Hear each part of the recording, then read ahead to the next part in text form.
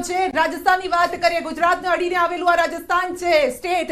25 બેઠક પર આ સર્વે કરાયો છે। રાજસ્થાનની 25 બેઠક, 25 માંથી 25 બેઠક મળવાનું એનડીએના અનુમાન છે। ઇન્ડી ગઠબંધનનો અહીંયા સફાયો થઈ રહ્યો છે। રાજસ્થાનનો આમ પણ મૂળ આપણે વિધાનસભામાં પણ જોઈએ છે કે 5 વર્ષ બીજેપી રહેતી હોય, 5 વર્ષ કોંગ્રેસ રહેતી હોય, પરંતુ જ્યારે લોકસભા ચૂંટણી આવતી હોય છે, જ્યારે સેન્ટ્રલ મુદ્દાઓને આધારે જનતા વોટ કરતી હોય છે, અને અહીંયા પણ છેલ્લી 2 ચૂંટણીઓના જે પરિણામ છે એ જ રિપીટ થતા હોય તેવું અહીંયા પણ દેખાઈ રહ્યું છે। 25 માંથી 25 બેઠક એનડીએને મળવાનું અનુમાન છે। હવે ત્યાં તો તમે સરકાર પણ ચલાવેલી છે ને, તો હવે કહો એનો જવાબ તમે આપો કે હવે જો સરકાર ચલાવી છે તો સંધ્યાબેન, રાજસ્થાનમાં કિસાન આંદોલન, અગ્નિવીરની સ્કીમનો વિરોધ, આવા અનેક મુદ્દાઓને લઈ લોકો મુખર રીતે વાત કરી રહ્યા છે।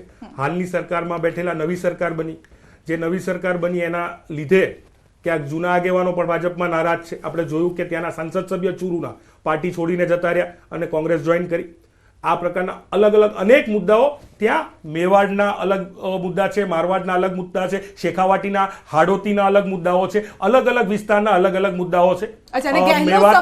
મેવાતના અલગ મુદ્દાઓ છે। ભાઈ 32 જેટલા આપના જ નેતાઓ બીજેપીમાં જઈ રહ્યા છે, એની પણ વાત કરો ને। ત્યાંથી અહીંયા આવી રહ્યા છે। સંધ્યાબેન, સંધ્યાબેન મારી વાત તો પૂરી થવા દો। તમારા બધા જ સવાલોનો જવાબ ભારતીય રાષ્ટ્રીય કોંગ્રેસ આપશે, કારણ કે અમે તો પ્રેસ કોન્ફરન્સ કરીએ છીએ અને સવાલ પૂછવા દઈએ છીએ। પ્રધાનમંત્રી જેવું નહીં રાખીએ કે 10 વર્ષમાં એક પણ પ્રેસ કોન્ફરન્સ નથી કરી।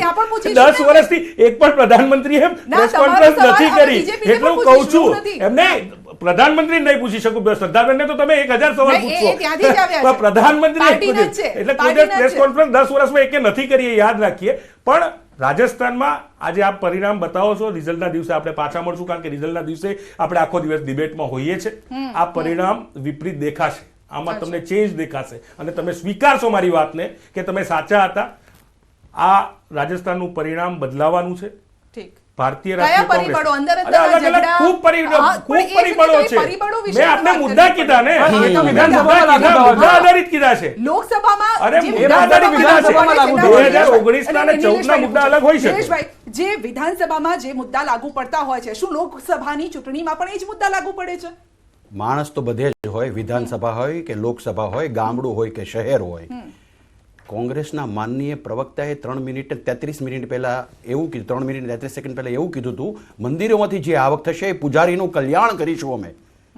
તો અત્યાર સુધી કેથલિક ચર્ચ અથવા જે મુસ્લિમ સંપ્રદાયોના ધર્મસ્થાનકો છે એમાં ટેક્સ તમે નથી નાખ્યો, અને ટેક્સ મેળવ્યા વગર એમની માટે, એમની સ્કૂલો માટે અસંખ્ય કરોડો રૂપિયા ફાળવી દીધા।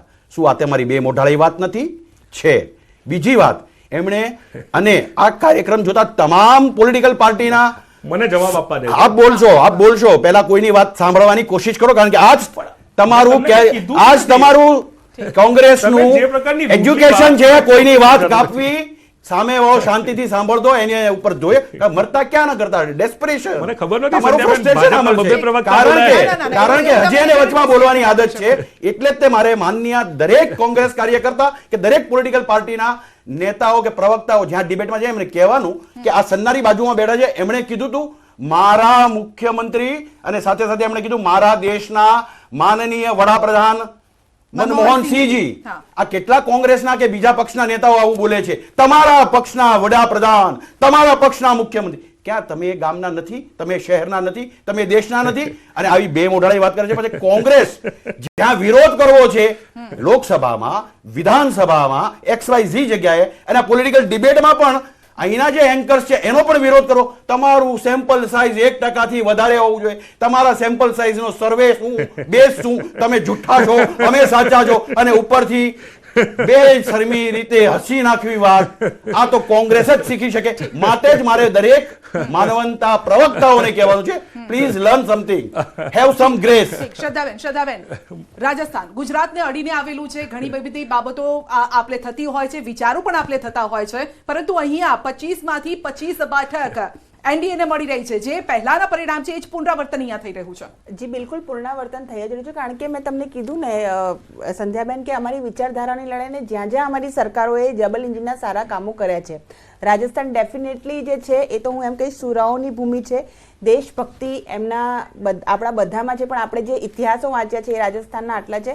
અને બિલકુલ ત્યાં જે ડેવલપમેન્ટલ સેક્ટરની અંદર જે કામ થયું છે, મોદીજીની લોકપ્રિયતા ત્યાં મેં પોતે પણ ત્યાંનો જ્યારે પ્રવાસ કર્યો છે અને જે ડબલ એન્જિનની અને મારો અભ્યાસ બી માસ્ટર્સ જે છે એ પણ જયપુર સાંગાનેરથી